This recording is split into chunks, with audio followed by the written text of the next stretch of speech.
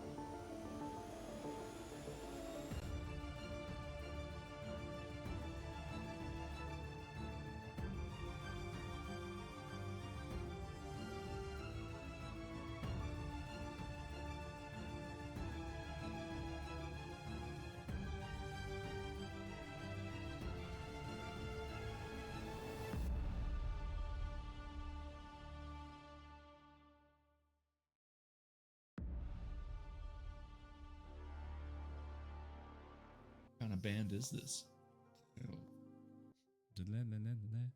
Everybody poops sometimes. Give us the smooth. Wake up, sweetness. Your first time should be more than special. I'm in, Savannah said. Good Lord, Gemma. When a man and a woman, in this case, really love each other. What happens is they fuck. Ooh, hello? Oh, dang it, I lost my fish. This next word almost sounds like Quidditch. Quidditch milade Diana Agosiagath an Fiedian. As much as I love fucking you, sweetness, we stared into each other's eyes whilst I moaned in ecstasy. Having consumed half of the bourbon, I keep saying bourbon. You know, every time I mess up on a word, Stunt Mama just shows up. She had her seductive smile on her lips. I said we couldn't have sex. I didn't say anything about everything else. Ew. Happy to help. Biatch. You are the spark of light in the vastness of my night. His note, like a finality to a beautiful, breathtaking song. Hello. It's been a day. Hope everyone's doing all right, though. Why is my camera being weird all the time? I don't understand.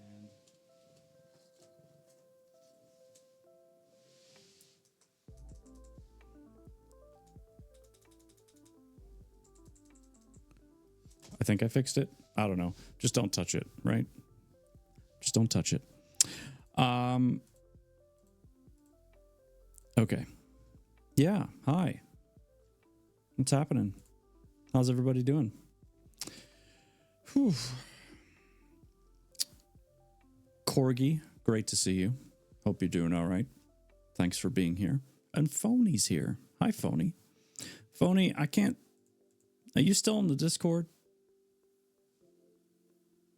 Because I'm trying to do the appreciation thing, and you're not popping up. Did you leave? If you did, that's okay. I just wanted to make sure I could, say hi. And Glasman, thank you for popping in here for the first time. I appreciate you from the Hype Mine. Hype Mine for life, baby. And Rexter's here, my dutiful mod. Sir, I love your face. I hope you're doing well. Yes, I should be. Well, that's what I thought. But every time I start typing you in, it does... Wait, did you change your name?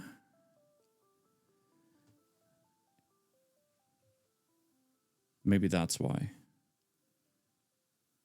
Did you change your name? And UA's here. Hi, UA. And Mal's here. Oh my gosh. Oh my gosh. Let me just get y'all typed in here. That way I don't forget. Yeah, every time I start doing @Phony, I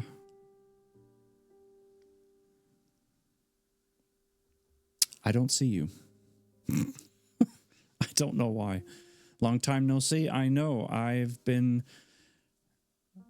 respectfully keeping my distance. I've been itching to just check in and say hi, see how you're doing.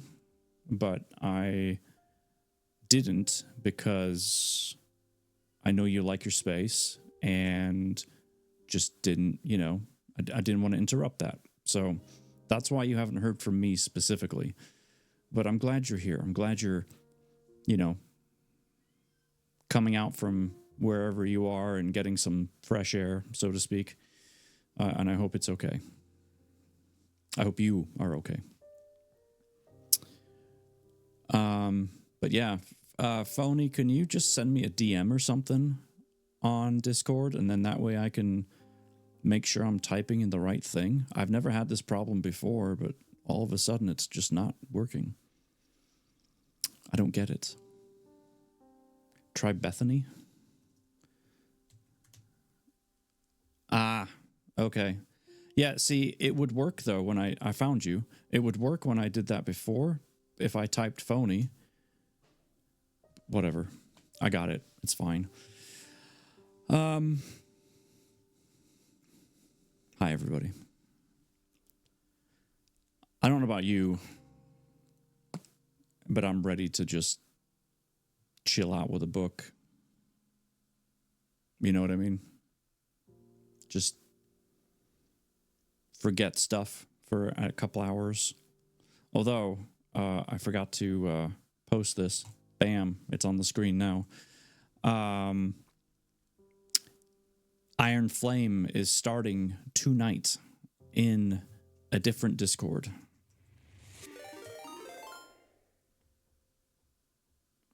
Aw, Lulu.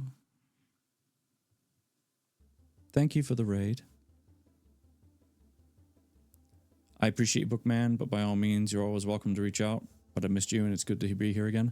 Okay, well, I will remember that remember that for next time, if such a time happens again. I'm doing well with my words tonight. Thank you, Lulu, for the raid.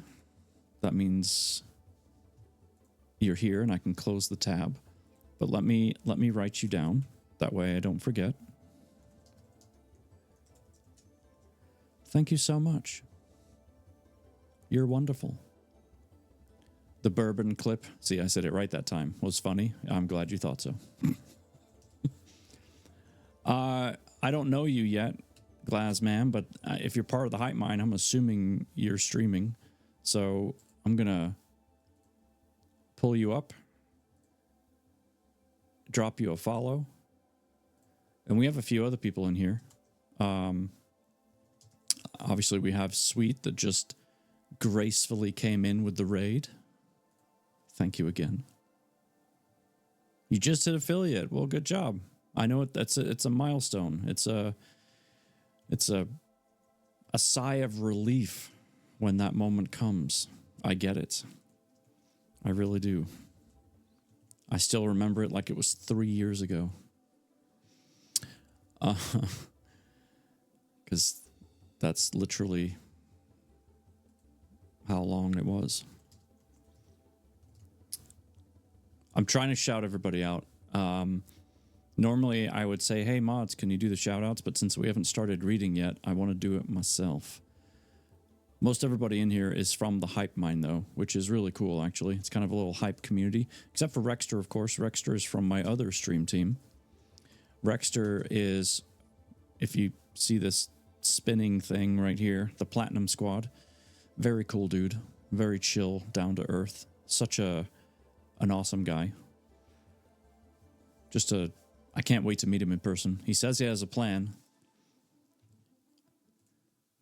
I'm just hoping that plan involves me, because I'm going to squeeze the life out of him in the nicest way possible. Here's your puzzle, by the way. I know it's a little hard to see because it's small in this screen. But at the kind of the top left corner of the puzzle, you can see what remains of a castle. Looks like somewhere in Europe for sure, which is not hard to say because that's where most of the castles are. Definitely none of those in the United States. Nice little railway town. Looks very cozy. I'd like to visit. Although I say that a lot about the puzzles we do on this stream, I would like to visit a lot of the places that we do puzzles about. That's just the way it is. But anyway, I digress. It's almost the end of the week. Thank you for being here. Thank you for stopping by and spending some of your time with me, whether it's engaging in chat, sitting in the background and just listening, whatever it might be. Just know that I appreciate you. Also, I'm going to start self-promoting myself in my own stream. Is that self-promotion in your own stream? That seems a bit counter. Anyway, the point is, I'm going to start promoting a few things verbally. If you need videos made, starting soon, be right back, ending screen, a transition, or even just a scene to game on or something like that, I make those. And if you are part of the Hype Mind, it's even cheaper. And if you're from the Hype Mind, my goal is to kick back a little bit to the Hype Mind to help keep the Discord boosted. So a portion of what you pay me won't even stick with me. It'll stay with Discord. I'll pass it on to like Jibber or Nova, someone that actually does the boosting.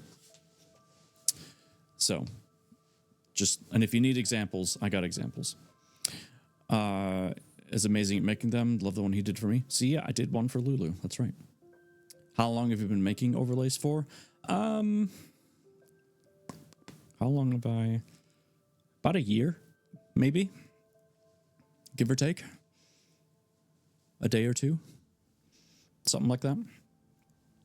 And I'm still learning. There's still things that I'm trying out and experimenting with. But I take pride in what I do. And then the other thing I'm going to promote about is if you need me to read something to you or record something to you, more specifically, record something for you that you can listen to, feel free to click on that website and or just reach out in Discord. Either one works, and we can work something out there as well. So that's it. That's all I got. Those are my announcements, and I'm sticking to it. All right. As far as our book is concerned. Oh, I did see your message. You sound like a man who I could golf with. Do I golf? No. No. I can go bowling and be average at best. But I am not a golfer. I'm so sorry. I'm now looking at the one overlay video you sent me. Looks great. Yeah, so that was made for Iron. And that was just at my own discretion. Like, she didn't even really give me any kind of direction to go in. So I bowl as well. Nice. Mini golf? That's golfing I can get into. I'm all about the mini golf.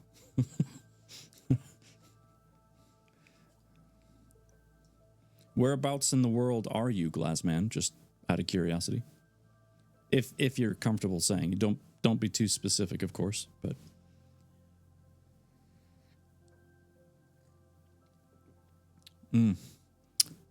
this tea, delicious. Ah, you're in Indiana. Okay. I'm in Iowa. It's good to meet you. One last link is for the book, and specifically for our author.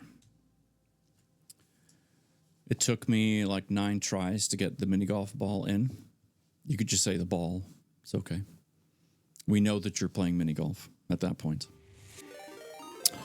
Oh my gosh. I was just about to start reading. Moog. What are you doing? Thank you so much. I couldn't have timed it any better. 2 raids, and I haven't even begun reading yet. My goodness. Moog, it's so great to see you. I'm going to butcher this name. Carnor. It's good to see you. Sorry, I don't know how to say your full name yet. But we'll figure it out. It's good to see you. Thank you for coming in. Honey, lemon, sickles. Sorry, sickles, slices. That says slices. Honey, lemon, slices. Jeepers. I've seen your name before in Moog's chat. I should have read that better. Reading streamer. Can't even read. Thanks for coming in, everyone. It's great to see you. I am the Bookfather, and we read books. Ta-da! That's my thing. There's so much pressure when reading names. Yes, because they're all different. Sorry, Yue is right. I am the book Pookie. Not sure how that came to be. I think it was Mal's fault. No worries, it's common that streamers butcher my name when I come in with a raid. Can't imagine why.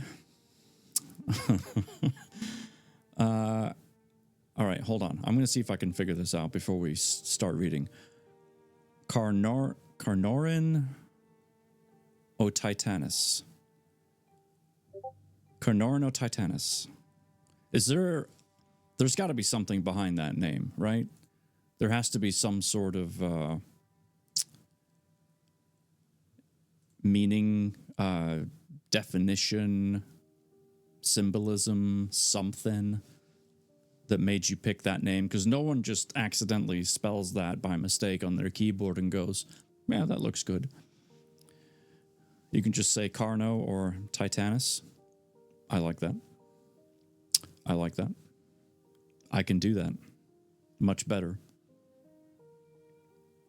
Although, being the person I am, I'm going to try and figure it out every time I see you. Carnorino Titanus. Maybe that's how I picked my name? I don't think so. Nice try, though. Carno once sneezed, and it sounded like Carno Titanus.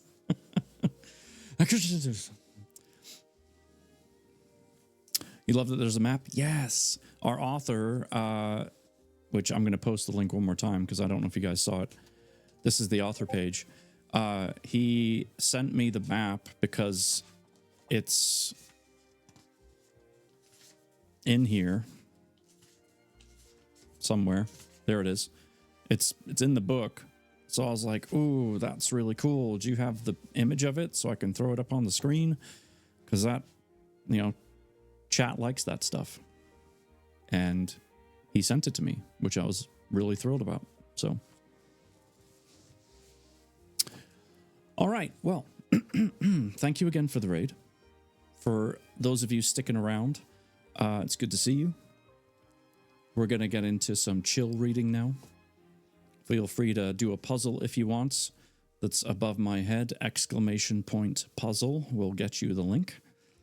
Otherwise, sit back, relax, and I will read you a story. Chapter 13 is called The Calm Before the Storm. Came in at a good time. Eliath walked alongside his sister as they followed Captain Strong toward the city perimeter. It was midday and the warmth of the sun was at its peak. A group of city guards were behind them with a barrel full of nature traps, and Eliath was excited to do his part to protect his home. He turned to his sister and pointed behind them. "Look at how far from the castle we are. These traps will give us a huge advantage in the fight." Sindril chuckled and ruffled her brother's hair. "You're so silly, Eliath. I swear you get so excited with the littlest things." "This isn't a little thing, sister. This is huge. We're helping to keep our kingdom safe from a monster. You haven't forgotten how dangerous he is, have you?" Eliath looked at her with as much seriousness as an 8-year-old could manage. "Yeah, okay. I see your point." Sindril sighed as she weaved her locks of hair through her fingers. "I'd rather be helping Mother with healing ointments is all. I don't get as excited about combat arts as you, but I'm proud to be alongside you while protecting our home." She hugged her little brother from the side as they continued walking.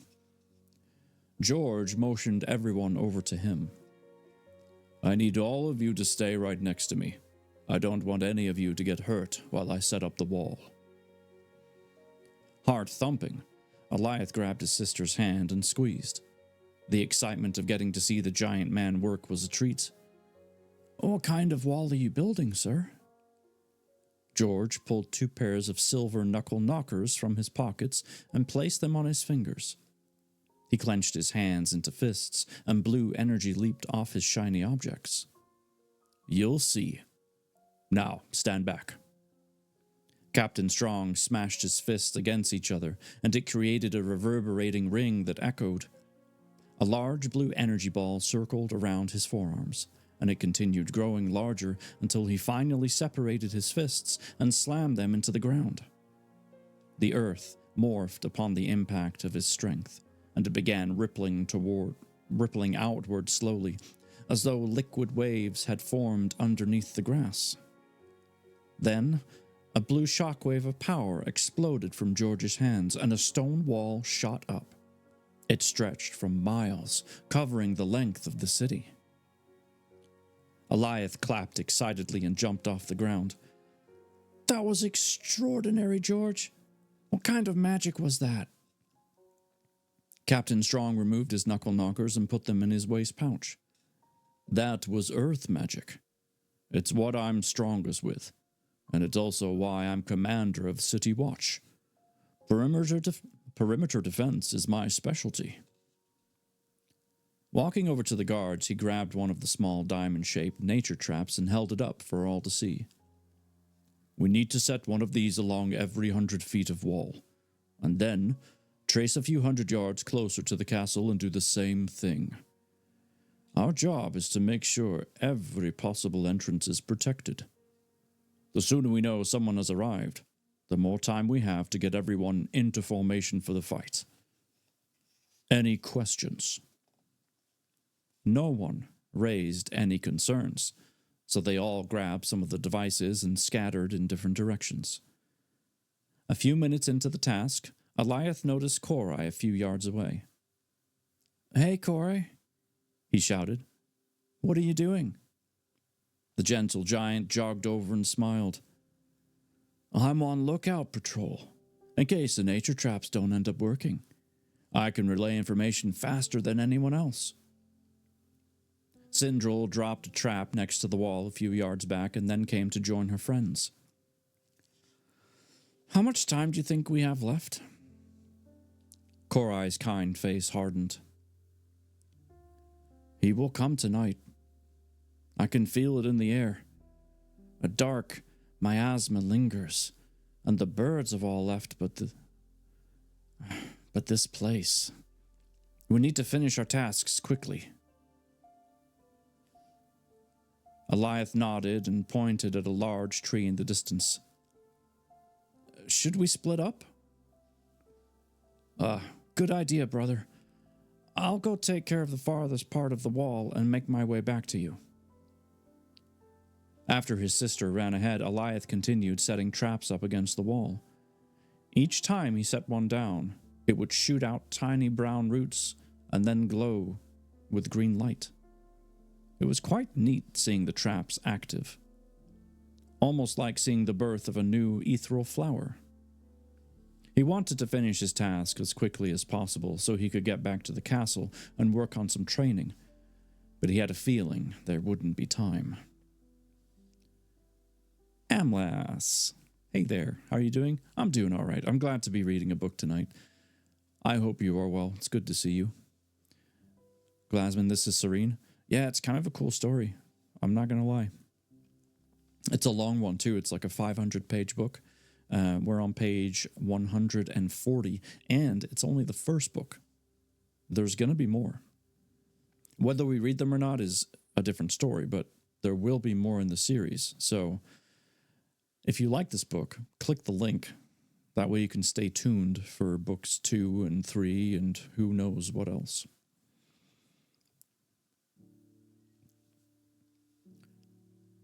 A loud scream echoed out. Alioth turned to find a large man holding his sister by the throat. He rushed forward quickly with George still a ways behind him. As he ran and kept his eye on the stone structure, he noticed swarms of enemies beginning to make their way into the city's perimeter. He couldn't believe it was starting. Thinking desperately, he tried to figure out how he could save his sister. He didn't have a weapon, and he still hadn't completed his training with Zylok. Yet, as he was nearing his sister, something inside of him changed. More power than he'd ever felt in his life flowed through him before his whole body gave way to an explosion of jade energy. He dove toward the unknown assailant, grabbing onto their neck and wrapping his legs around their chest.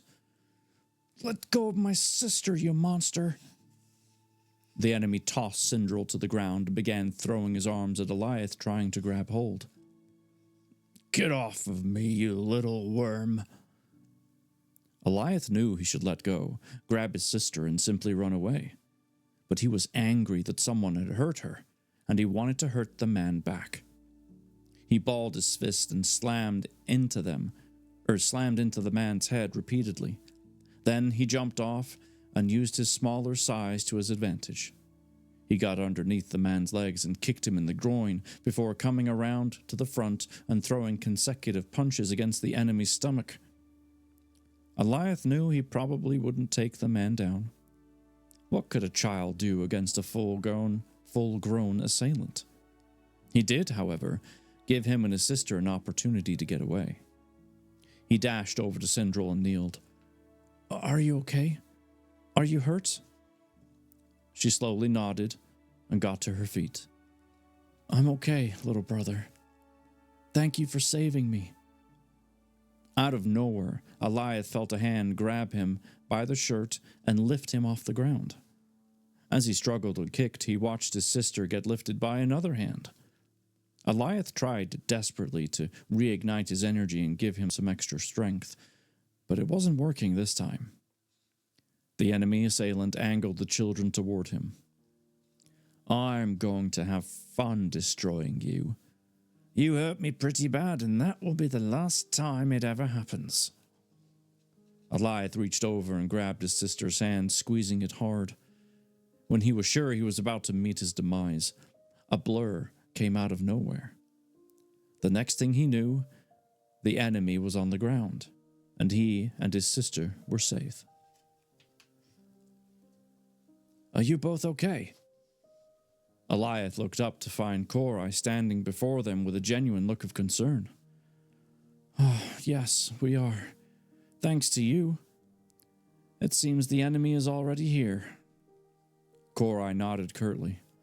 Seems that way. Heavy footsteps approached. It was George Strong, breathing heavily. Korai, you need to get the children back to the castle and warn Meridian. We need to get everyone into battle formation.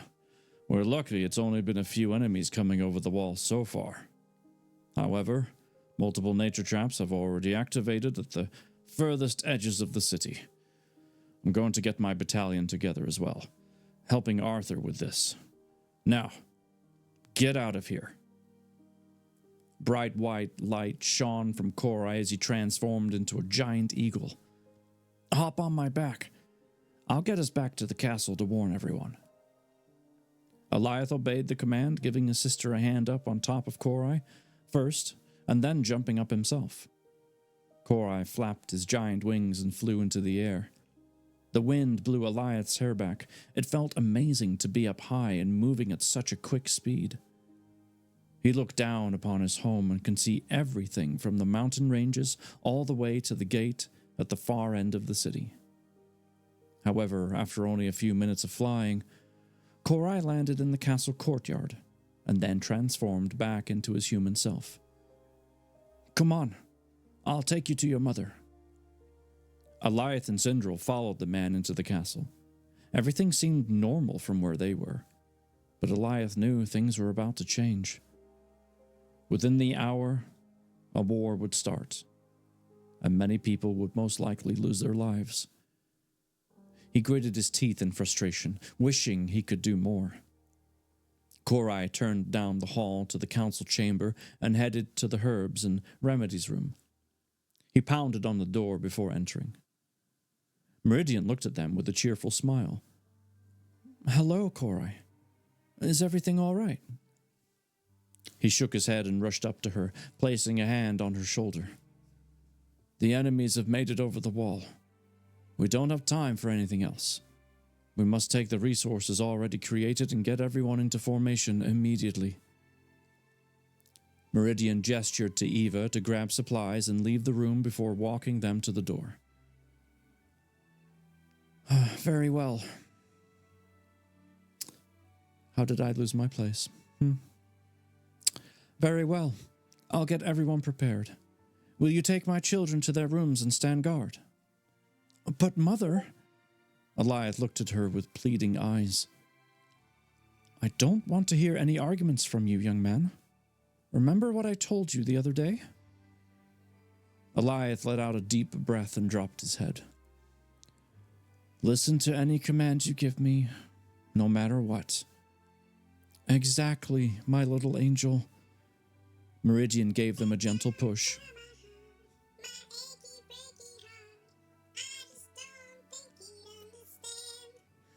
Hi, something mama's mama. Now go on. I've got duties I must fulfill, and I don't want to worry about your safety. She leaned down and kissed both of their children's foreheads. I love you both so much. Don't worry, this fight will be over soon, and we won't have to worry about the Black Hood anymore. Alioth waved goodbye to his mother as he headed down the hall with Korai toward his room. And that is the end of chapter 13. Which is good timing because Glaz has suggested that I hydrate, which I would love to. And we have a description here. There's a dinosaur called Carnotaurus, carnivorous bull. Okay. Because it has two horns on protruding from its brows, and it's carnivorous. So carno, ancient Greek for flesh, plus rhino, ancient Greek for rhinoceros, means carnivorous. Rhinoceros, while titanic means just very big. Refers to some features of me like a not tall but wide body, big brows, and fast reacting forward, stooming and talk a hot-headed and stubborn personality. You know what? Nailed it. And Party Hard Games is here. Got you muted, but I'm here. Okay. Waving.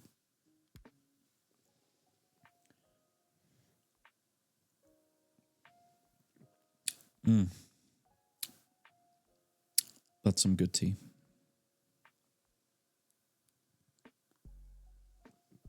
Yeah, I think I got the gist of it. I like it, though. It's very cool. All right, so everything that they've been trying to prepare for is coming to pass. Where storm is with an O in English, so war storm.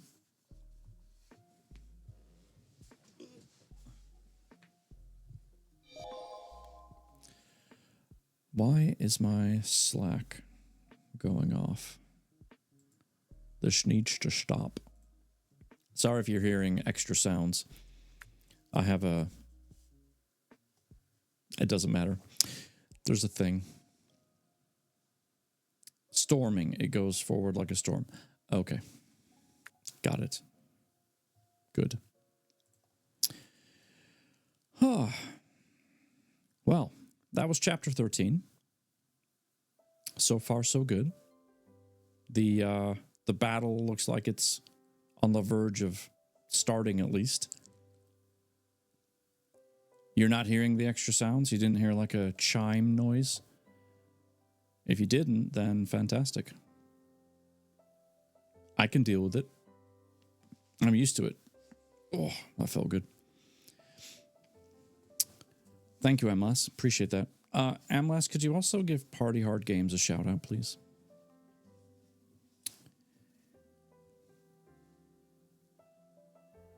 Thanks for the compliment. Yeah, absolutely. It's cool to see everyone's different names. You know, you just never know where they're coming from or how they came to be or what the significance is. So, I like it. It's cool to learn. Let's see. We're on chapter 14, page 144. This chapter is called Merrick's Decision. And hi again, Stomp Mama's Mama. You can listen for a little bit. Love it. I know you got the grands tonight, so don't stay on my account. Here we go. Chapter 14. Merrick made his way toward Xylok's chamber. The halls were swarming with guards and soldiers who were heading to the front lines. Just before he made it to his destination, he saw Arthur rushing past him. "What's with the hurry?" Arthur called back over his shoulder as he kept moving. "Didn't anyone tell you? The enemy has made it within our borders. We've got about 15 minutes until they arrive." Merrick couldn't believe the news and didn't have time to respond to the arms master. Everything was happening so quickly, and he didn't even have time to see his wife yet. "I never thought they would arrive so soon." Quickening his pace, Merrick rushed down the hall until arriving at the old wizard's chamber. Underneath the door, he could see a purple hue and wafting mist coming through the crack. Then he heard a loud crash and the old man cursing. He knocked on the door and waited. If an image's call, you're in my ear, getting kids ready for bed, phone is charging. Okay, Amlas, I appreciate that. Well, the oldest will confiscate my laptop in a minute. Yeah. Technology. Zylok opened the door with a slightly singed beard. How can I help you, lad? He guided them both into his chamber and then shut the door. Merrick studied the wizard suspiciously. The tone of his voice he'd used sounded anxious, worried even. What are you doing in here? He looked around the room and found a few pots simmering with purple liquid, and then he saw a tattered book that looked very familiar. Zylok, please don't tell me you're practicing dark magic in here. Zylok scoffed and took a long drag of his pipe. And what if I am? Do you really have time to worry about me right now? I can hear everyone running around the castle. That means the enemy is here. And you didn't have the time you needed to get your plans in motion. Shouldn't you be worried about going out there and preparing for battle? Mad Locust, hi. Hey, Will. Sorry, wait, hold on. Hey, Will. There you go, that's better. Merrick strolled over to the window and looked down at the lines of soldiers getting into formation. He took a deep breath and looked directly at the old man. Listen, I'm sorry my wife was so harsh on you earlier. You didn't deserve that. But you also pushed her to that point. My brother wouldn't even come with us, and I think I know why that is. But that's besides the point. Merrick walked over to put his hand on Zylok's shoulder. When are you going to learn that darkness isn't the way to win? Zylok walked away from Merrick and went to the old, tattered book on the table. He picked it up and stared at it. This artifact has been in my family for a long time. It started with my grandfather. Then my brother got his hand on it and tainted it with dark magic. I eventually got the book back, but the damage had already been done. You see, Merlin was always willing to test boundaries with magic, and that was one thing I wasn't willing to do until something in my life forced me to see reason. Now, I take after my brother in the dark magic aspect of things, but that's it. I take pride in my studies of this book. It helped me to create a semi-functioning time travel device. I don't know how well it truly works, but my brother was always the smartest one with technology. Zylok set the book down and moved to the pot with purple mist. The point I'm making is this. Do you want your entire family to die, Merrick? Of course I don't, Zylok. That's why I want you to walk out there with me right now and fight. We don't need your dark spell to win. Yes, Merrick, we do. You hear the Discord pings? Yeah, I wish I knew how to mute that. But I don't. I literally have no idea. If anyone does, like if I could just mute Discord as a sound,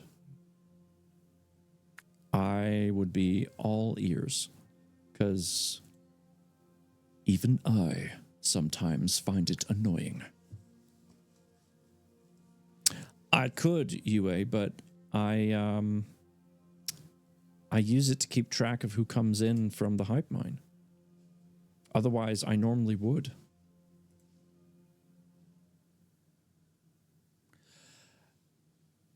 Yes, I told it to turn off the OBS detection. I didn't enable streamer mode because when I'm typing out names, like yours, for example, to say thanks, I I need to know I'm connecting with the right person. You can go into the menu and turn notification sounds under messages. Okay, hold on. Hold on. Because those pings you're hearing are not people messaging me. They're just Discord servers in general.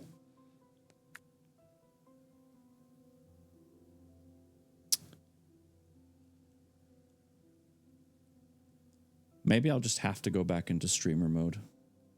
Even though that's what I didn't want to do. Question is, how do I get back into streamer mode? I told it to go away.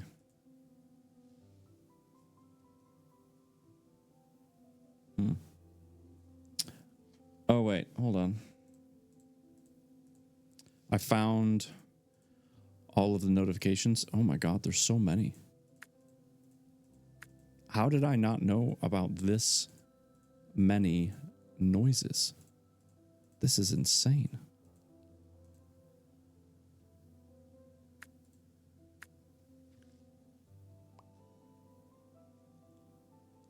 Okay.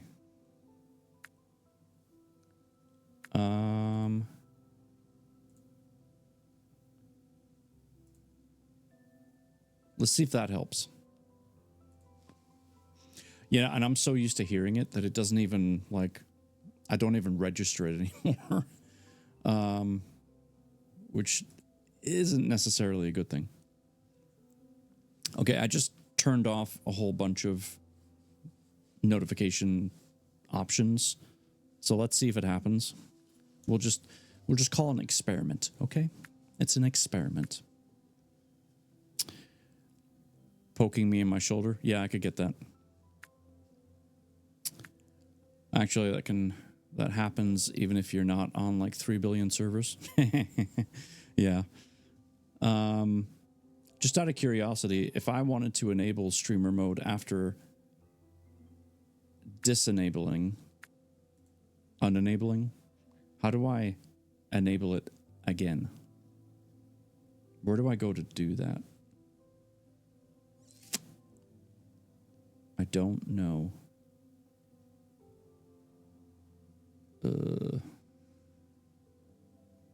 It's not under my account. That much I know.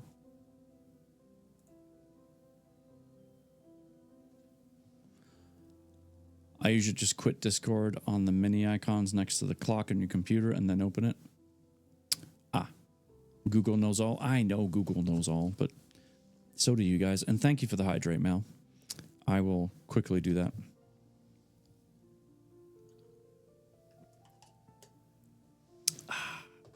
Because I don't want the noises of Discord to be a distraction, and I can completely understand if they are.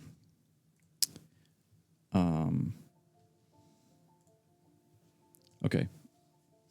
I posted some of my appreciations now. That way I don't lose them. Let me quit Discord. And then bring it back up again. Just to see if I can get back into streamer mode. Nope. I think I'm going to have to actually, like, close the program. Like, task manager this thing.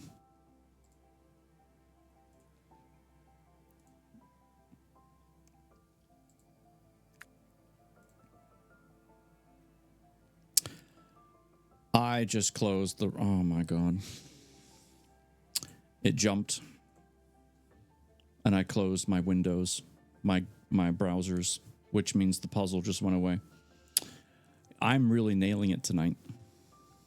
Let's restore that, shall we? Thank God I can restore stuff. Just, you know, just nailing it. Just, you know, just nailing it. Legend. Yep. Let's go ahead and mute all that stuff. All right. Let's get back on track here. Focus. Discord is opening.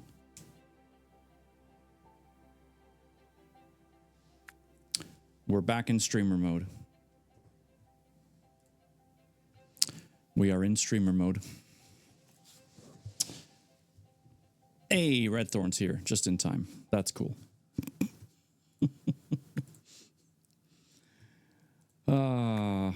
I am winning. Absolutely. Just nailing it. All right, how we doing? We got 15 minutes until the next ad. All right, we're cool. I'm fine. We're fine. You guys good? I'm fine. I knew I had to be here for the best part of the stream. I think you might have done that. Try again, Goofy. Thank you, Mel. Yep. Appreciate you. Okay. At least you fixed it. I would have been ignoring it until I finished my stream and then proceed to cry. Aw, UA. I did lose my place in the book, though, if that makes you feel any better. Right.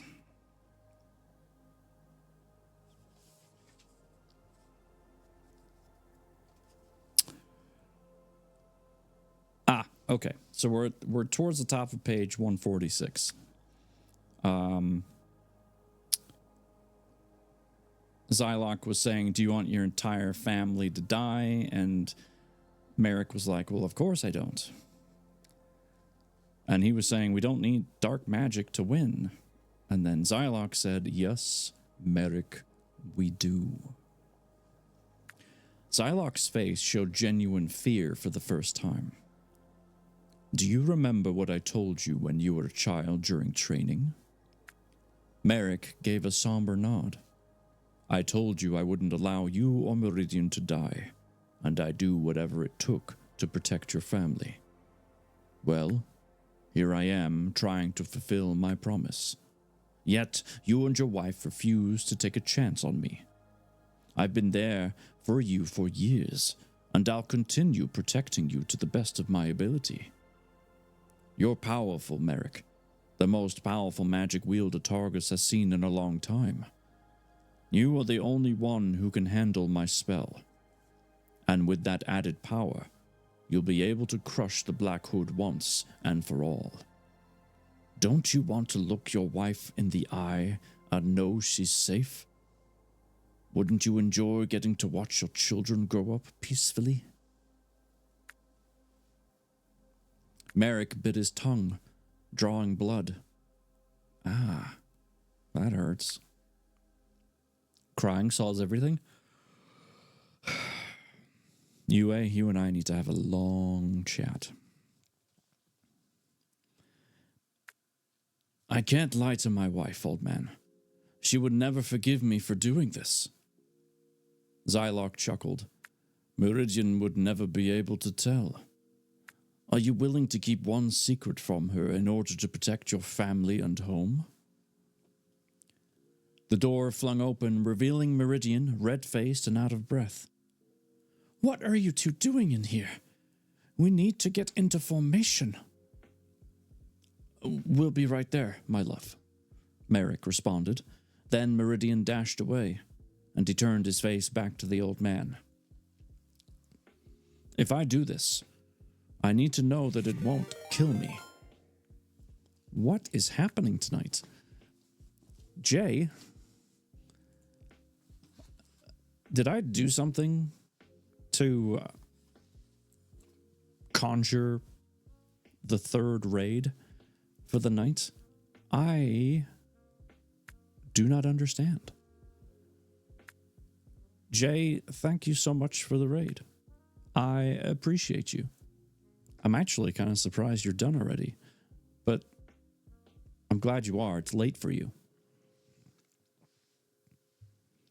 How the heck are you, sir? How was the rest of Pokemon time?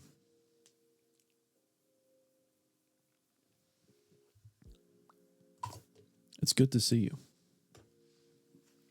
Please tell me you've raided because you're going to go to bed. Right? That is the plan, is it not? Betty buys. Sleepy time. Much love, brother. I had a brilliant stream, so wanted to bring you some love. Got to sort my sleeping pattern, so interrupted myself from filling the decks. Yes, you do need to get your sleeping pattern back on track. That is for sure. But I appreciate you thinking of me in the process. Wait. I appreciate you raiding me so that you could go sleep, is what I meant to say. It's fine. It's not awkward at all. Yes. I hope you're well, sir. What are words? Jumbled letters. It's fine. Oh, you were clear. You were a clear choice, my brother. Well, thank you, man. I appreciate that. Seriously. I do. I hope you have a blissful night's sleep. And for those of you that may be sticking around, welcome. If you don't know me, I read books. And I sometimes yawn. I'm the book father. We read books. I do some voice acting. I make videos. I read more books. It's a good time. We do puzzles like the one above my head. It's excellent. So come on in. We're partway through, just getting into chapter 14 in this book. Exclamation point Kingdom if you want to find out more about what we're reading and the author we're reading from. With that in mind, sit back, relax, and I will carry on with our chapter. Oh, no, I won't. I need to jot down that my dude, Jay, came in here.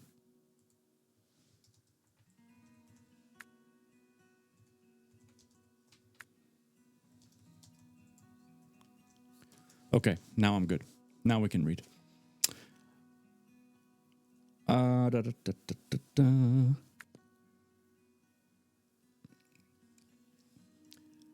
This spell works off of the person's will. You have no issues there. It will last for 2 hours, and then will be over. You won't be drawing magic from your body this time. You'll be cheating. The spell will act as a protection barrier for your body, allowing you to use unlimited magic attacks while it's active. Once the spell is over, you need to resort to your normal magic. Otherwise, it will kill you. Merrick began pacing around the room. This wasn't something he would have ever considered a few months ago, but now, with the enemy arriving and having not been able to complete their plans, he couldn't think of another alternative. Am I letting my family down by going against everything I stand for? Better yet, am I failing myself? I really can't think of another option right now. I trust Zylok. Maybe everything will be okay. Merrick looked at the old man and nodded. Do it. Zylok cocked his head to the side, almost looking surprised. Wait, you mean you'll actually take the spell? Yes. I'm tired of constantly having to worry about my home. I'm sick and tired of this monster threatening us. Even if Meridian finds out, I will handle it. She's always feared dark magic. But I am not my wife. Now do the blazing spell before I change my mind. Very well, lad. Please stand still. It will not be a pleasant sensation, but I promise the results will speak for themselves. Yeah, there's always fine prints with these magical spells, isn't there? Yeah, you're going to be able to fly, but you're going to go bald in the process.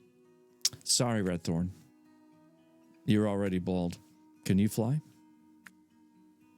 Just curious. No? Okay. I'll just keep reading then.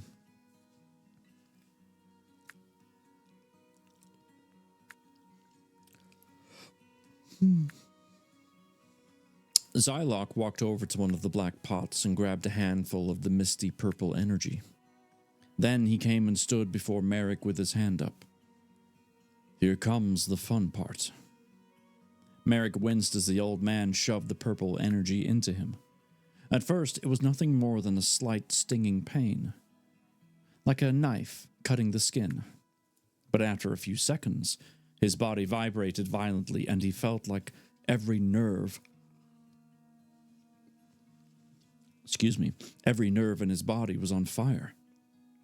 He tried desperately to look at his hands, but his eyes were swimming with a misty crimson energy that clouded his view. He clenched his teeth as the wind picked up around him and the floor beneath him cracked. Zylok kept his hand firmly on the man's chest. Only a moment longer, lad. Merrick wasn't sure if he could bear the pain any longer, but the thought of losing against their enemy kept him going. Suddenly, everything seemed to go into slow motion. My eye is watering. Everything seemed to go in slow motion, and a sickening vertigo made the room spin. He thought he might pass out, but then everything stopped. His eyes were clear, and the pain was gone. In fact, everything felt stronger, and he liked it, more than he knew he should. He held his hands out and examined them, noticing tiny lines of red electricity weaving around his fingers like miniature snakes. Is it done? Zylok grunted and removed his hand. Yes, it is complete. Your 2 hours begins now, lad. Don't waste the time you have. Now, shall we go into formation and aid our brethren? Yes. Follow me, Zylok. I will lead us to victory. Merrick smiled and moved over to the window. He turned around once again and gave a wave before jumping out and landing on the ground in front of the formation. The ground sounded with an echoing boom as more energy slithered and sparked off his body. He turned just in time to see Zylok land next to him. A little warning next time before you jump out. I thought we would have taken the stairs. Zylok slapped him on the back and bumbled with laughter. At least we know where Eliath got most of his personality from. Well, I suppose you're not wrong. Merrick made his way to the front lines where Meridian, George, Arthur, Mateo, Smith, and Darrell stood. He observed the large innkeeper, who was adorned in shiny gold armor with a large star engraved on the back. He thought it looked peculiar, as he'd never seen armor designed in such a way. Upon Zylok joining the fold, he walked up to the man. That's some interesting armor you have, sir. Mind telling us where you got it? Merrick asked. Darrell slammed his fists together. Zylok's been trying to get me to reveal that for over 2,000 years. You think I'll merely give away my secrets to the lot of you? Zylok boomed with laughter. Oh, don't be such a stubborn old goat. Tell them the story of that artwork. Darrell swung his 5-foot-long halberd in a circle before setting it down. Well, I suppose it doesn't matter much anymore. This armor was passed down through the generations of my family. It started with my well, you get the point. I was told that this armor was enchanted by the elder gods. Can't say if it's true or not, but I reckon this fight will answer that question for us. Merrick nodded his response before turning to his wife. He hadn't noticed it earlier, but now that he was in front of her, he saw that she was in battle attire. He gasped as he put together what she was most likely planning. "Why are you in battle attire, my love?" Oh, we have an ad starting in like a minute, so I'm going to pause here in a moment. Meridian smiled softly as she put her hand on his cheek. "Because I'm fighting alongside you." Merrick shook his head. "There's no need for that, Mary. I've got this under control. Stay back with the healers." Magenta energy flooded off of her in a thick layer of ice surrounding her armor, forming the shape of a phoenix on her chest. "Do I look like a helpless child to you? How long have we been together, Merrick? You should know by now that I don't stand in the background and let my city fight for me. I fight for my city to protect all who are in it. I'll hear no more on this subject. Are we clear?"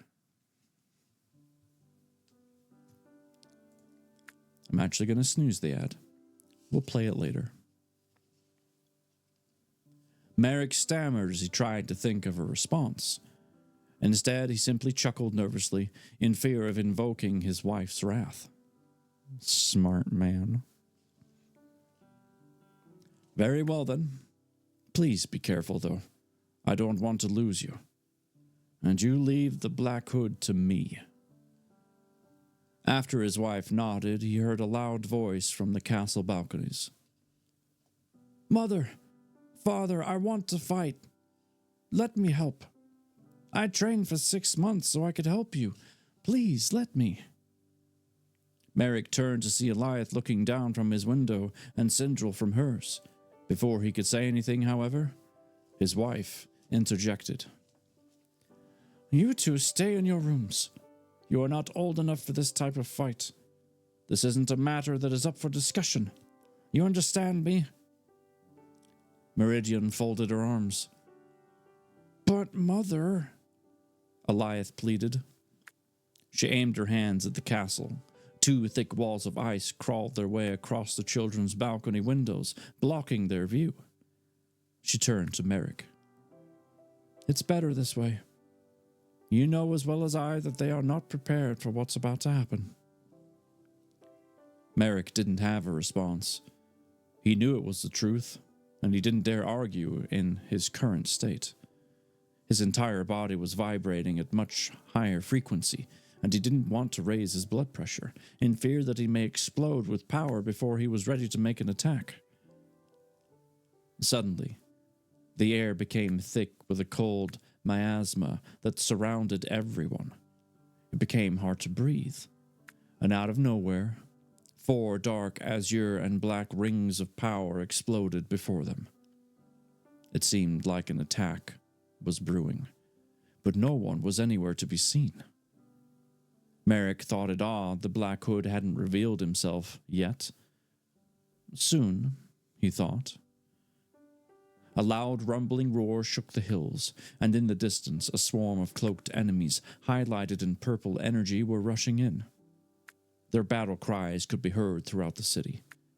Merrick turned to the formation. "Listen up, everyone. We're splitting into teams.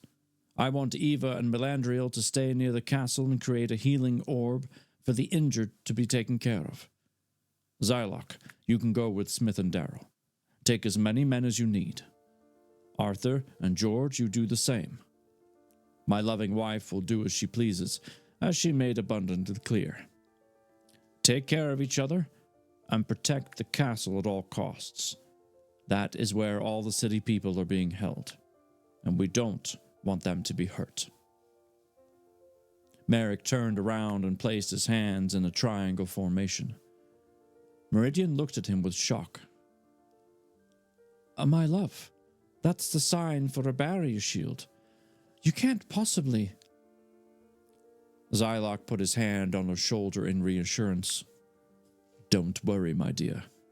He can handle himself." Crimson and black energy swarmed around Merrick before a small energy orb formed in between his hands. Then he aimed toward the sky and loosed the power. Once it centered above the formation, it exploded outward and formed a shield around the castle and city. The energy was so transparent that it was almost invisible. "How did you do that, Merrick?" George asked, raising an eyebrow in surprise. Merrick hesitated with his response. He didn't know how to answer without admitting he'd used dark magic. "It took a lot out of me, my friend. Let's just be glad it worked." He locked hands with his wife one last time. The enemy was upon them, and it was time for war.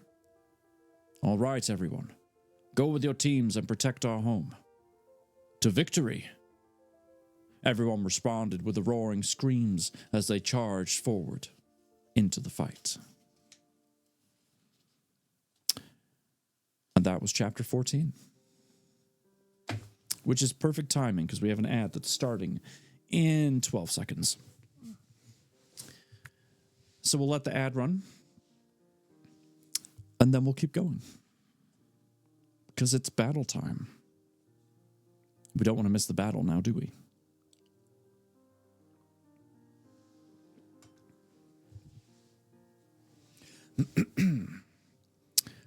By the way, for those of you that can still hear me, assuming that the ad is actually starting, because Twitch, well, lies all the time.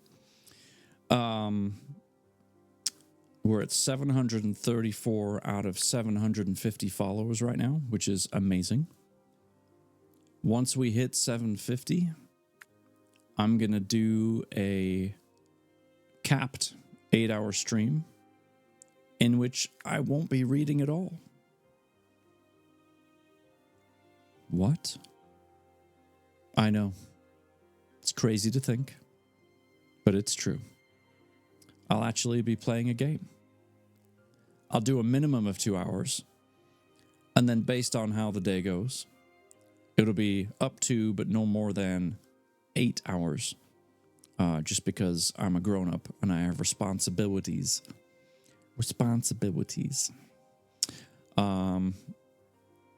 Ads on. Thank you. It'll be on a Sunday, whenever we schedule it. And more than likely, I'll be playing Once Human because, my goodness, that game's awesome. It's a lot of fun.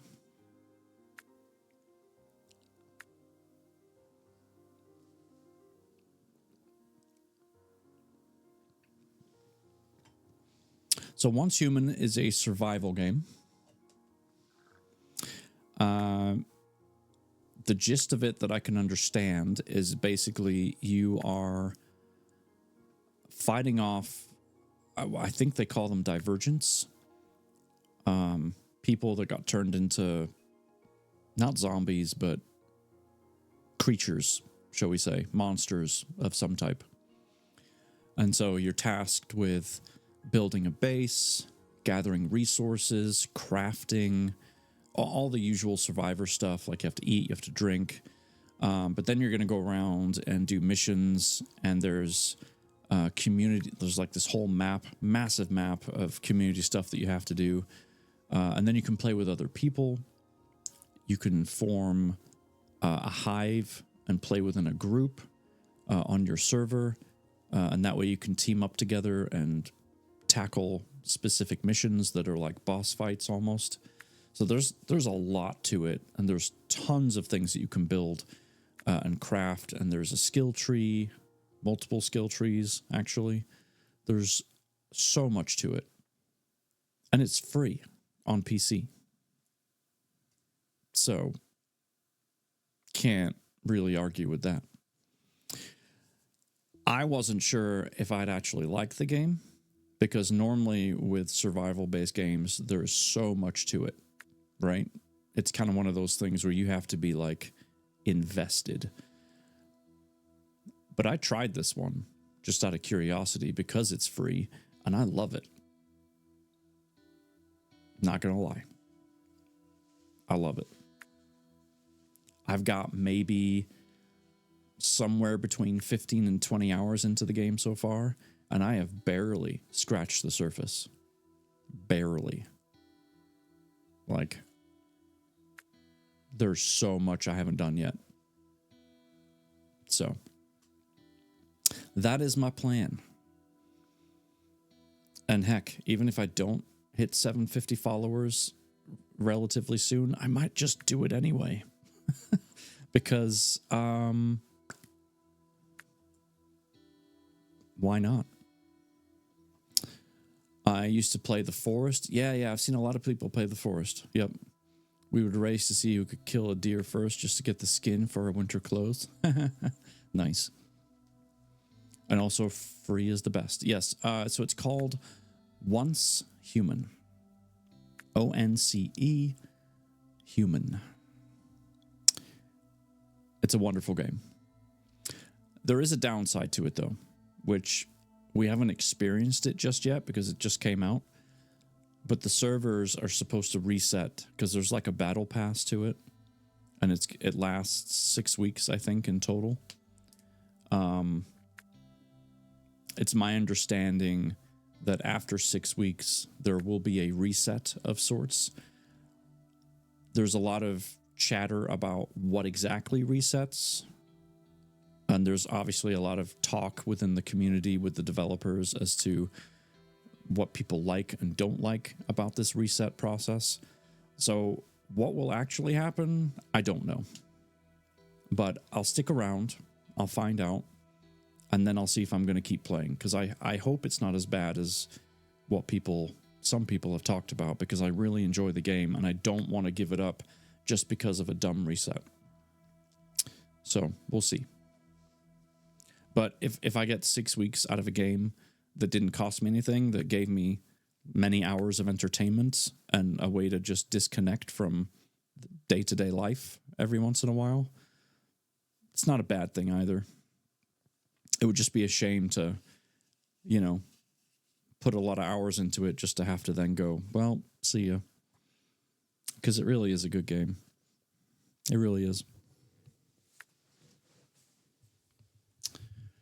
We just want the developers to be nice.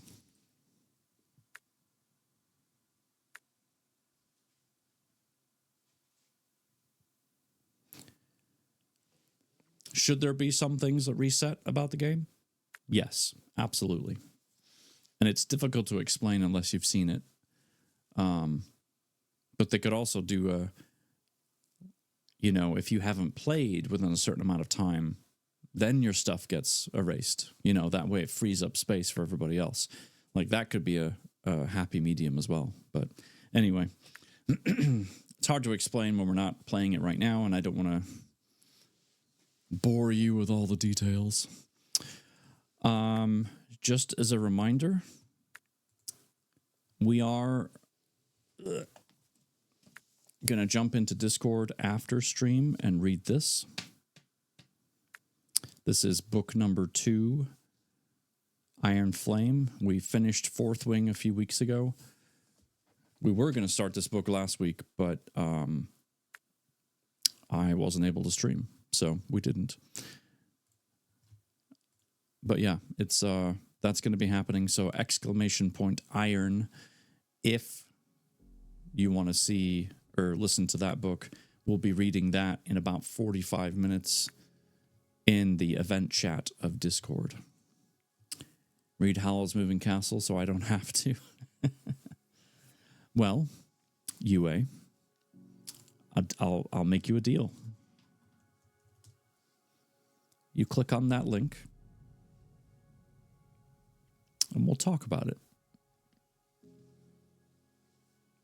Put your money where your mouth is.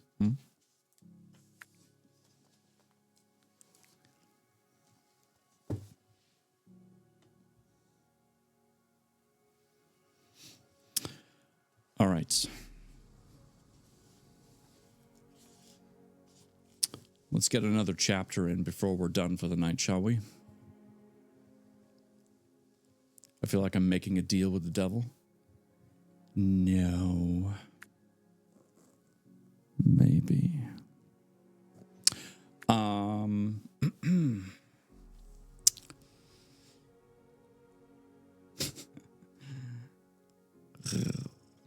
Chapter 15 is called Blood from a Stone.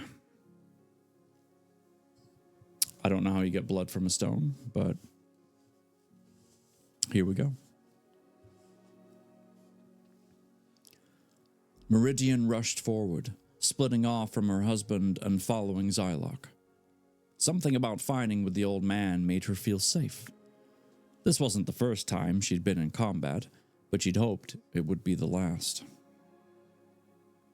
Clanks of steel on steel rang out, and she found herself invigorated, knowing they were going to end a war that had waged for far too long. Keeping up with the old man, she watched his friend Daryl smash enemies out of the way with his great halberd. This was her first time meeting the man, and she was glad he was on their side. She rushed closer to Xylock as she threw a wave of ice at a few incoming enemies. "What do you say, old man? Should we combine our powers?" "That sounds like a splendid idea, dear. Give me a minute here to get my golems prepared." Meridian turned back to the group of soldiers in their battalion. "Men, hold your weapons." They obeyed immediately. She aimed her hands forward and shot a blast of energy at them, making their weapons glow with a white hue. Then, she threw another blast of ice over them, which covered their armor. "Now you have some added protection." "What did you do to our weapons, my lady?" a soldier asked. "I added a life drain spell. Each time you strike an enemy, if it's just a scratch, it will begin draining their life until they die on their own."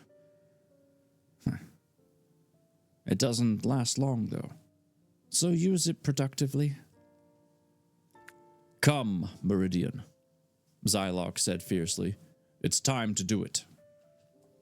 Turning around, she found 4 towering rock golems standing next to Xylock. She knew what to do immediately. This was one of the old man's famous techniques, and when she was younger, she'd practiced the team attack with him repeatedly. Aiming her hand toward the rock creature, she released a wave of magenta energy.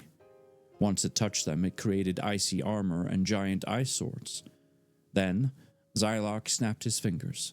Yellow lightning swarmed around the creature's weapons.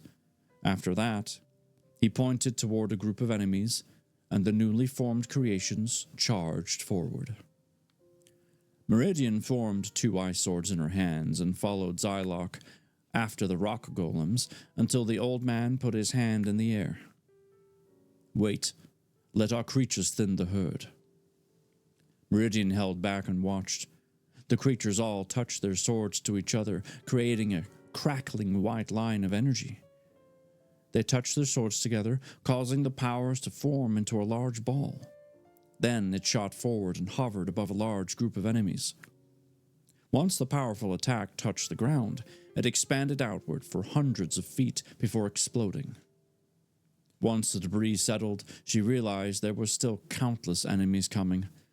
She couldn't believe that their attack had done so little in the grand scheme. Finally, though, she could focus once again as the group of 5 cloaked assailants came toward her. Focusing on her energy, she formed a circling cloud of frost and ice around herself. One enemy attempted to strike her, but his fist instead turned black before falling off. "What did you do to me, you witch?" he asked, clutching at his stump. She smiled as she kicked him in the stomach, sending him a spiderweb trickle of ice throughout his armor until it cracked and shattered to pieces. "It's called frostbite. It's one of my strongest attacks." Before the enemy could touch her again, she stomped her foot, sending a line of spiky ice toward him. Once it arrived, it turned into a large icicle which pierced straight through him. A moment later, his body turned into a frozen sculpture before shattering to pieces. The other 4 enemies hadn't made another move yet, and she was curious why. Then, she heard a loud thudding boom as she turned around. Her mouth fell open. "Sweet, merciful gods," Xylock shouted. "That's a demon troll. Never thought I'd see one of those again. Meridian couldn't get the words to come out of her mouth. The creature stood 30 feet tall, with black scales protruding above the skin. The beast had hundreds of gray spikes coming out of its arms, legs, and head. And last, she realized its eyes glowing red. She looked across the field and found Merrick battling one as well, except he wasn't having any issues. He seemed so much stronger than normal. I hope he didn't ask to take the spell from the old man. Maybe I should ask Zylock? No. We're in the middle of a fight. It doesn't matter right now. She looked at the old wizard and yelled, "Bring the golems back. I've got an idea." Zylock nodded and guided the 4 stone creatures to them. Then she held out her hand to the old man. "I'm going to give you a rejuvenate spell. I know I've always been hard on you, but it's time for you to do what you're best at. I'll continue aiding you with the spell." "Very well," Zylock said cheerfully. "Start the spell when you're ready." Meridian put her hands together and they glowed with white energy.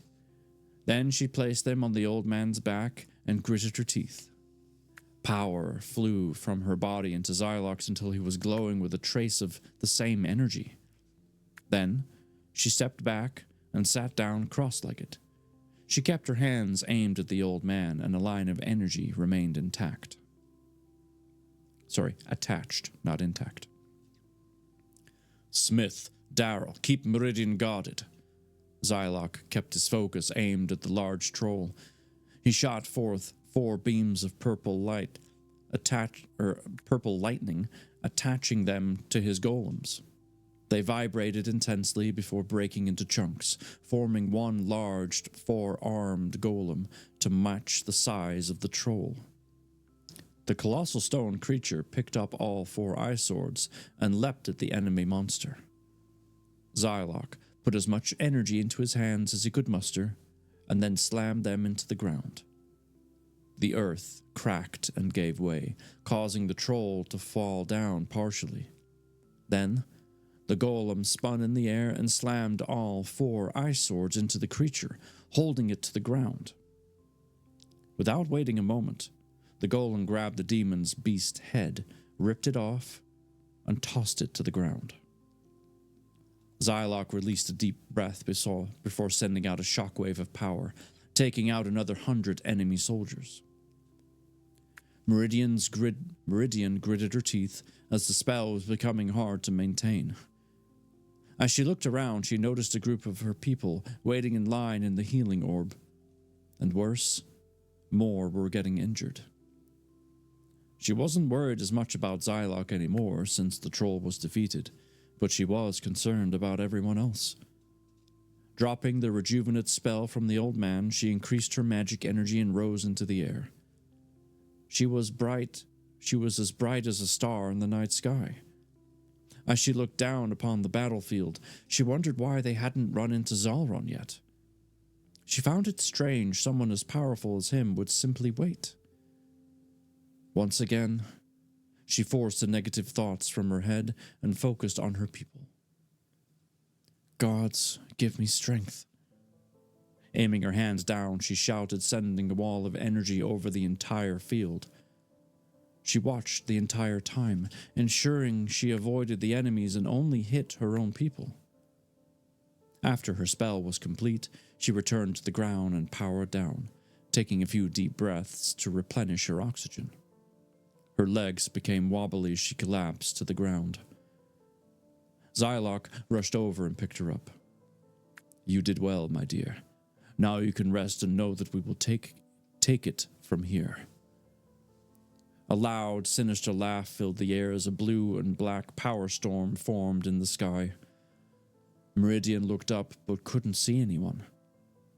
But then, out of nowhere, a purple blur blew past them and stopped in front of the rock golem. She looked over and found a hauntingly tall individual with a black hooded cloak adorned with a blood-red streak.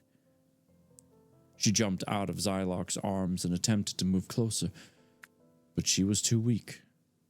In a matter of seconds, the cloak figure exploded with power, sending a large ball of lightning and energy at the rock creature. The rock beast exploded on impact, sending large chunks to the ground, with one landing directly before Meridian. As she studied it, she realized a red liquid was oozing out. To her, it looked like blood, but she knew it couldn't be possible. "Show yourself," Meridian commanded the assailant. The cloak figure grabbed one of the rocks from the ground, tossed it up, caught it, and then smiled. "They say you can't draw blood from a rock, but it seems I've proved that to be false." Meridian let her anger take over her. She rushed forward, aiming an icy fist at her enemy. When she arrived, however, the cloaked menace was gone. She looked around frantically, trying to spot her enemy, but was unsuccessful. As soon as she turned back around, she was greeted with a hand to her neck. She could see clearly now. It was Zalron. She spat and struggled under his grip. "You're a monster, and you're going to lose." Zalron laughed evilly. "Hello to you as well, Meridian." He tossed her to the ground and lunged on top of her. "I enjoyed watching all of you fight. So intriguing to study the battle tactics of your enemy from a distance. I don't think this fight will be as challenging as I'd previously expected." He grabbed her arm and snapped it at the elbow, causing Meridian to scream. "See? Look at how weak and pathetic you are now. You've gone and used up all your strength, and now you're not even worth my time." Meridian put her working arm up to shield her face before a blur came out of nowhere and sent Zalron flying into a large tree. The ground shook as the towering oak fell. She smiled as she saw her husband before her. "My love." "Are you okay, Mary?" Merrick asked, helping her up and kissing her. "Yes, I'm okay. Only a broken arm to deal with." She put her hand on his face. "What about you?" Merrick smiled and grabbed her hand. "I'm fine. I'll be better once I take him out." He pointed towards Zalron, who was getting to his feet and brushing himself off. "Stay back with Xylok while I handle this." Meridian nodded as she watched her husband walk toward their enemy. Her guardian angel had come to save the day.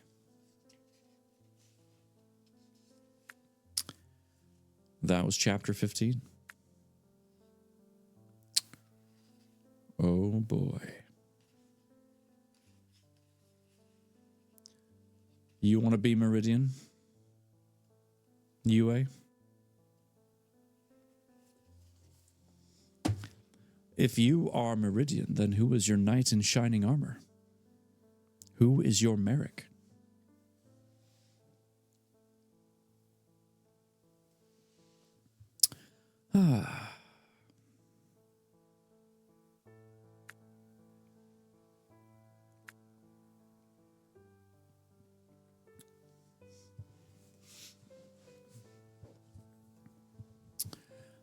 My Pookie army, I will be their queen.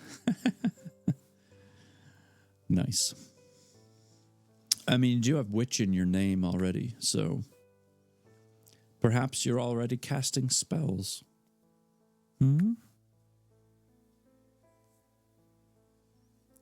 Is this something we should know? Confess it. Don't spill my secrets. Well, you're lucky that this is being recorded and will be on YouTube. Father, I have sinned. I think, as much as I would be intrigued to see what happens next, I think this is a really good cliffhanging spot to end on. Because the question is this. The dark magic that was given to Merrick by Xylock lasts for 2 hours. We don't know at this point how long it has been. So the question kind of is, will Merrick A, run out of power before the fight's over, B, defeat Zalron, and then be like, yeah, I use dark magic, or C, not necessarily defeat him, but force him to retreat, right? Kind of like all the other times, apparently. There's been a lot of fights where he hasn't been completely defeated, he hasn't died, but he's been cast away or caught or imprisoned or something like that. But I guess we won't know until next time. Something for you to think about, perhaps. I think the phrase you mean is, sorry, Daddy, I've been naughty.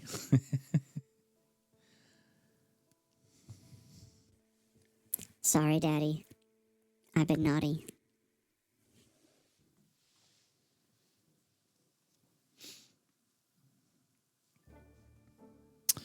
Yes. I guess we'll have to see. I tell you what, though. Every time we read a little bit more of this book, I get a little bit, or I get that much more intrigued by what's going to happen next. And for those of you that don't know me enough, here's my secret. Because unlike UA, I will reveal my secrets. I don't read ahead.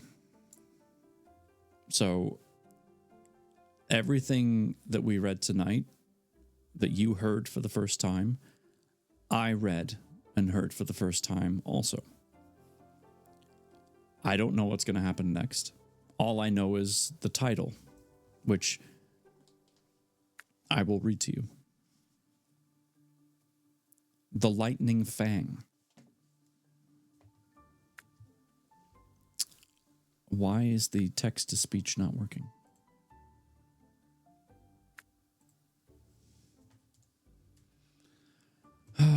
Why is everything broken?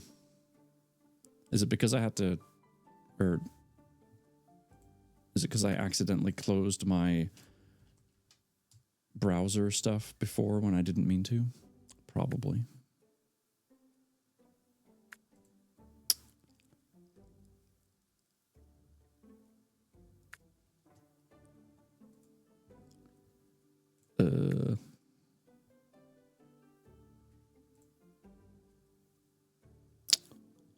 Well. Way to go. Yeah, I know. Ruined it. That text-to-speech is... Which one is that? Is that sound alerts?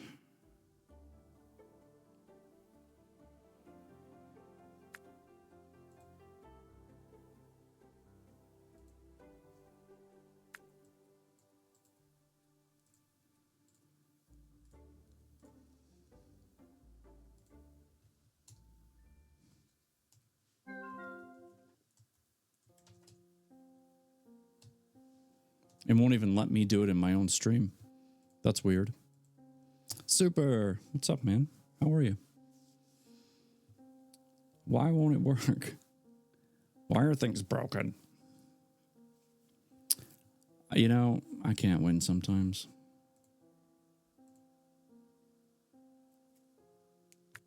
By sometimes, I mean way too often. Why is it not working?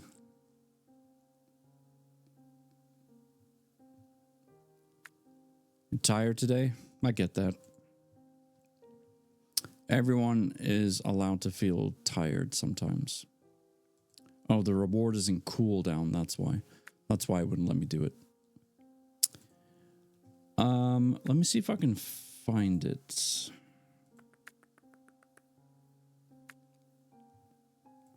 Pretty sure it's Twitch. Is it though?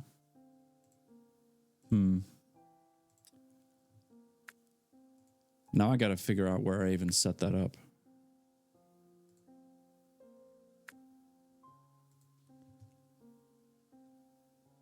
I bet it's a viewer reward thing.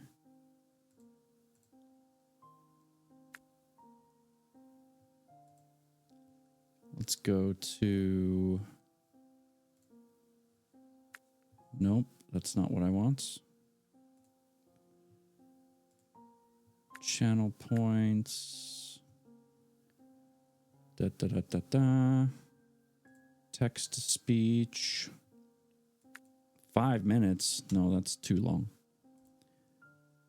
Okay, I made it a minute. Let me see if I can do it now.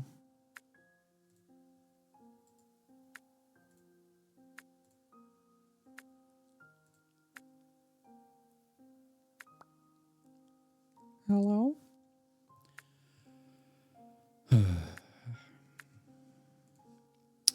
Am I missing a source? That's the other thing that could be.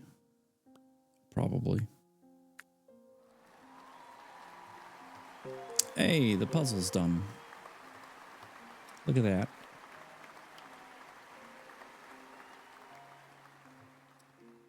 I shouldn't be missing a browser source. Let's see. Corfe Castle train station in England. Fantastic. I wondered if it was in England. It looked British. Nice.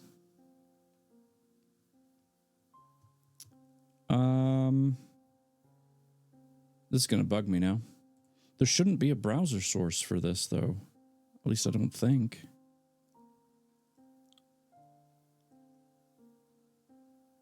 Why isn't it working?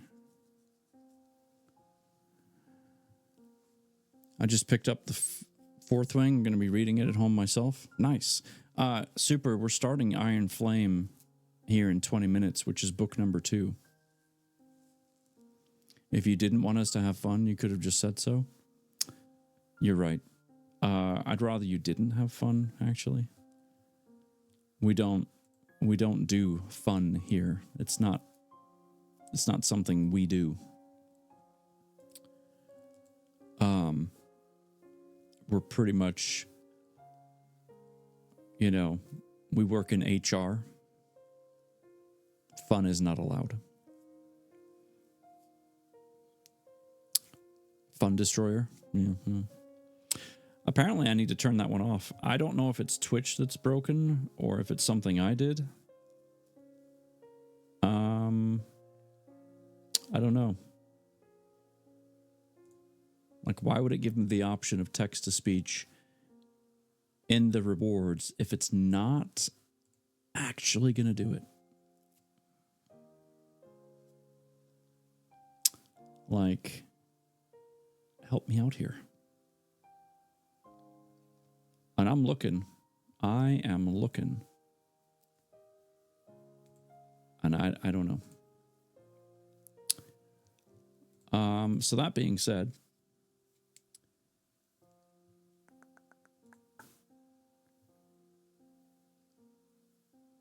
let's see.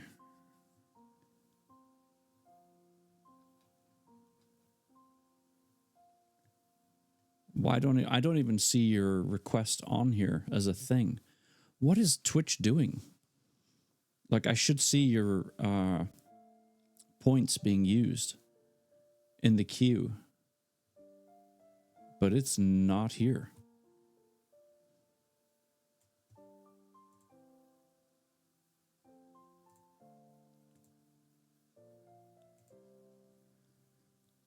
Ah, wait, I found it. For some reason, it's in reverse order. I have given you your points back. Okay.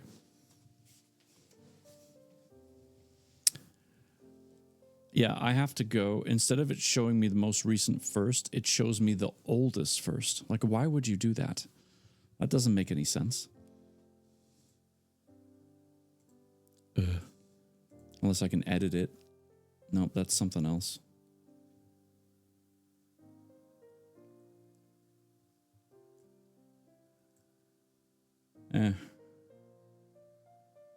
Dude.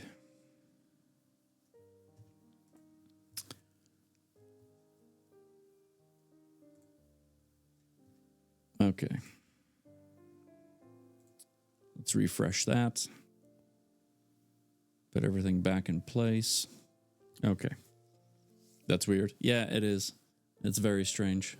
I don't know why it would do that.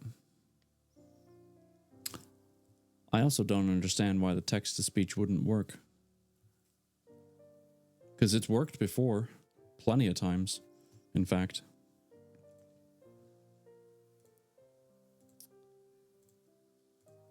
I remember Stunt Papa using it a few times. I did disable it. I'm going to re-enable it and see if that, you know, helps. So let me find it again. Okay. It's re-enabled. You might have to refresh to see it. But it's there, or it should be. And if that doesn't work, I will get you your points back again. If I can remember how I just did that. Right. Rewards, request, view, which is in the wrong order. Good grief.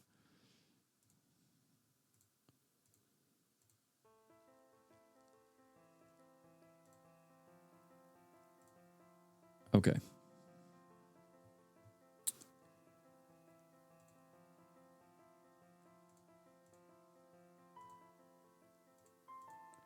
This is absolutely cyanide. Okay. I cleared them all.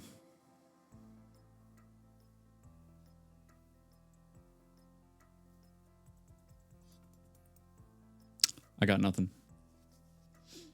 I got nothing. I am perplexed. I'm trying to figure out if it's a browser source that I need to put in here so that it can be heard.